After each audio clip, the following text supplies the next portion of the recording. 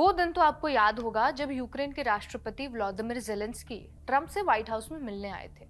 चाहते थे कि अमेरिका यूक्रेन की मदद करे, मिनरल्स डील करे, लेकिन तब ट्रंप ने ज़ेलेंस्की की सरेआम बेइज्जती की, उन्हें बेइज्जत किया और उन्हें बार-बार थैंक यू बोलने को कहा। जिन ज़ेलेंस्की से ट्रंप थैंक यू बुलवाना चाहते थे, आज उन्हीं ज़ेलेंस्की को ट्रंप थैंक यू बोलने वाले हैं। कारण क्या है? अमेरिका के पास ईरान के ड्रोन्स के खिलाफ वो नहीं है जो यूक्रेन के पास है। इसलिए अमेरिका अब यूक्रेन से मदद मांग रहा है। अमेरिका ईरान के शाहे ड्रोन से लड़ने के लिए यूक्रेन का तजुर्बा चाहता है, क्योंकि पिछले 4 साल से यूक्रेन इन्हीं ड्रोन्स का सामना रूस यूक्रेन युद्ध में कर रहा है। यूक्रेन के पास ऐसा कौन सा सिस्टम है जो अमेरिका चाहता है? क्यों अमेरिका के लिए ईरान के शाही ड्रोन्स एक मुसीबत बन गए? अमेरिका और इजराइल दोनों देशों ने ईरान पर हमले की तैयारी कई महीने पहले कर ली थी और इसके लिए मिडिल ईस्ट में मिलिट्री प्रेजेंस बढ़ाया, एयरक्राफ्ट कैरियर्स तैनात किए और फाइटर जेट्स लाए गए। लेकिन युद्ध शुरू होने के बाद अमेरिका को एक कमी नजर आई। ईरान ने बड़े नंबर्स में शाहे ड्रोन्स भेजने शुरू किए और उन्हें गिराने के लिए अमेरिका और इजराइल को अपने महंगे और एडवांस्ड एयर डिफेंस सिस्टम इस्तेमाल करने पड़े। थार्ड और पेट्रियट जैसे सिस्टम्स।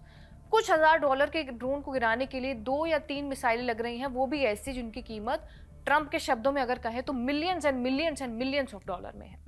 फिर बात सिर्फ पैसों की भी नहीं रही है।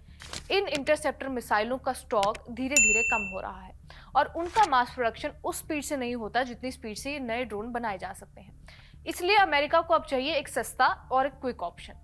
यूक्रेन के राष्ट्रपति से इसमें मदद मांगी गई।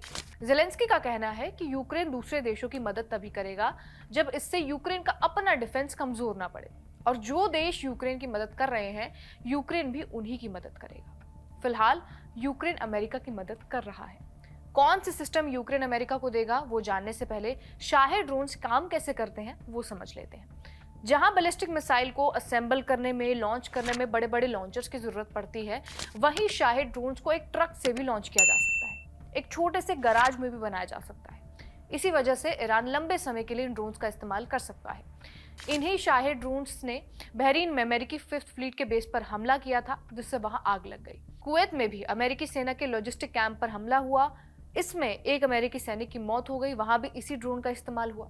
उसके अलावा सऊदी अरब, कुवैत में अमेरिकी एम्बेसीज पर जो हमले हुए, उनमें भी इन्हीं ड्रोन के जरिए अटैक किया गया। और तो और इसी ड्रोन ने कतर में लगे रडार सिस्टम को भी निशाना बनाया।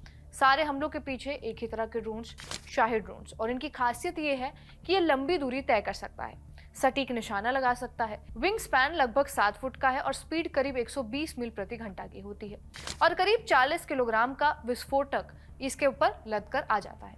इन्हें बनाने के लिए अब किसी बड़ी फैक्ट्री की जरूरत नहीं होती है, इन्हें बनाना छोटी नाव बनाने जैसा है।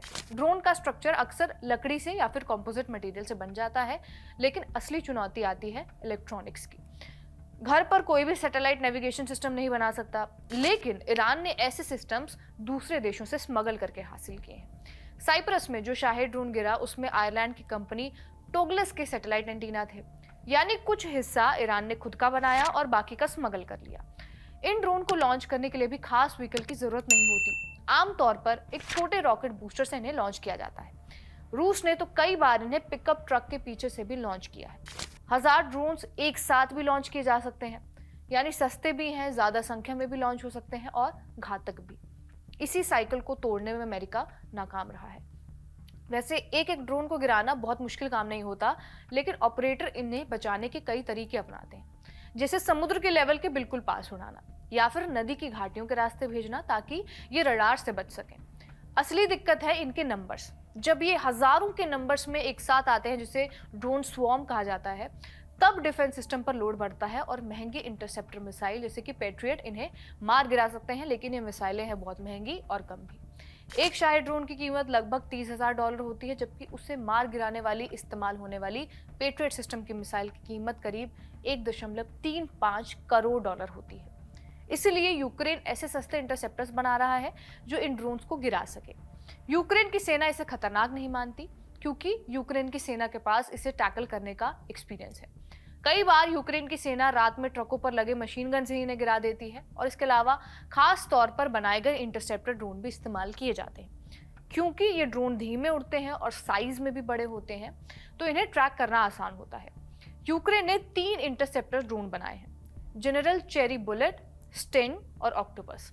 जनरल चेरी ड्रोन जो है वो लगभग 300 किलोमीटर प्रति घंटा की रफ्तार से उड़ता है, जबकि शाहिद करीब 185 किलोमीटर प्रति घंटा की स्पीड से चलता है। इसमें छोटा सा विस्फोटक लगाया जाता है जिससे दुश्मन के ड्रोन को टक्कर मारकर खत्म किया जा सके। इसी तरह स्टिंग ड्रोन का भी काम है, जो सीधे शाहिद ड्रोन को टक्कर मारकर खत्म कर सकता है। वहीं ऑक्टोपस ड्रोन थोड़ा ज्यादा एडवांस सिस्टम है, जिसे ब्रिटेन के सपोर्ट से बनाया गया है। इसमें कंप्यूटर सिस्टम होता है, जिससे इलेक्ट्रॉनिक जैमिंग के माहौल में भी अपना टारगेट ये पहचान कर उसे खत्म कर देते हैं। इन ड्रोन्स को ऑपरेट कौन करता है? इन ड्रोन्स को ऑपरेट किया जाता है मेरॉप्स नाम के एंटी ड्रोन सिस्टम से, एक मोबाइल एंटी ड्रोन सिस्टम जिसे पिकअप ट्रक के पीछे लगाया जा सकता है। इसमें एआई का इस्तेमाल होता है, जिससे ये दुश्मन के ड्रोन को पहचान कर इंटरसेप्टर ड्रोन के जरिए खत्म कर देते हैं। और ये सिस्टम तब भी काम कर सकता है जब जीपीएस या फिर कम्युनिकेशन सिग्नल जैम हो जाए। यूक्रेन का तरीका यही है कि वो बहुत महंगे या फिर परफेक्ट सिस्टम का इंतजार नहीं करता, बल्कि सस्ते सिस्टम को ही वॉर जोन में उतारता है। यही स्ट्रैटेजी अमेरिका और इजराइल जैसे देश अपनाने की कोशिश कर रहे हैं। अब अमेरिका के ड्रोन वॉर की स्ट्रैटेजी इस बात को भी दिखा रही है कि वो जंग कैसे लड़ता है और फ्यूचर के लिए कैसे तैयारी करता है। इराक और अफगानिस्तान में आतंकवाद के खिलाफ लड़ाई के दौरान अमेरिका ने सस्ते ड्रोन पर ज्यादा ध्यान नहीं दिया। इसके बजाय उसने MQ-9 रीपर जैसे बड़े और महंगे ड्रोन बनाए, करीब $30 मिलियन की कीमत वाला ड्रोन। इसके बाद अमेरिका ने अपनी स्ट्रैटेजी चीन को ध्यान में रखकर बनाई। इस दौरान भी छोटे अटैक ड्रोन्स को महत्व दिया ही नहीं गया, क्योंकि अमेरिका मानता रहा कि वो रास्ते में ही उसे गिरा देगा। इसी दौरान ईरान लगातार अपने ड्रोन हथियारों का जखीरा बढ़ाता रहा। ईरान की एजेंसी तस्नीम न्यूज एजेंसी ने जनवरी 2026 में यह दावा किया कि देश की सेना को 1000 नए ड्रोन मिले हैं। इन्हें गिराने के लिए America Apache helicopter, F-35 fighter jet, patriot missile system का इस्तेमाल कर रहा है और इससे युद्ध पर लगभग $1 अरब रोज खर्च हो रहा है।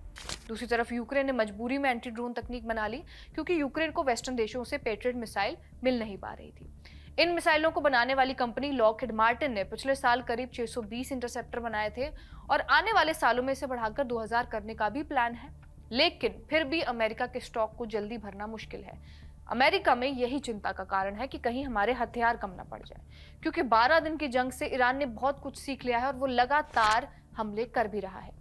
ये चिंता सच होगी या नहीं, ये काफी हद तक इस बात पर डिपेंड करता है कि युद्ध कितनी देर तक चलेगा। लेकिन अभी जो स्थिति दिख रही है उससे लगता है कि ईरानी ड्रोन के खिलाफ सस्ते हथियार ना बनाना अमेरिका की गलती भी हो सकती है, या फिर ओवर कॉन्फिडेंस, जिसे ईरान अपने ड्रोन्स के जरिए तोड़ने की कोशिश कर रहा है। आज की वीडियो बस इतनी ही। इस वीडियो को रिकॉर्ड किया है हमारे साथी सर्वेश ने। मेरा नाम है रिया। आप देखते रहिए खबरगांव।